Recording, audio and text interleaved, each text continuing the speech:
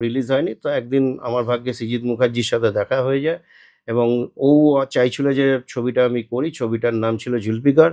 তো 'জুলফিকার' আমাকে mainly SBF থেকে দেব আর আ নুসরাতের জন্য মেইনলি হিরো-হিরোইন দুজনের জন্য বুক করেছিল। কিন্তু সৃজিত আমাকে বলে যে, "তুমি যদি পুরোটা করো।" তো আফটার অল আমি বললাম যে, "আমি তো পুরোটা হবে না।" কারণ তাহলে ডেটের একটা সমস্যা হতো। মাল্টি কাস্ট ছিল, বুম্বাদা আছে, সবাই আছে, সব কাস্ট মানে আরো ডেটই প্যাচ আপ হবে। তো আল্টিমেটলি বলল যে, "যিশুর মেকআপটা যদি করো।" তখন আমি যিশুকে বলি যে, "প্রস্থেটিক্স বলে একটা জিনিস আছে, তাতে যিশু, যিশুই থাকবে কিন্তু একটু অন্যরকম যিশু দেখতে লাগবে।"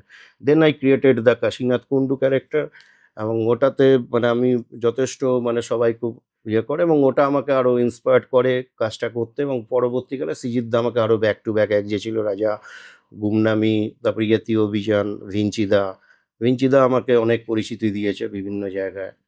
তারপরে তো আরো আদার্স যা ছবি আছে বেশিরভাগই দশম অবতার।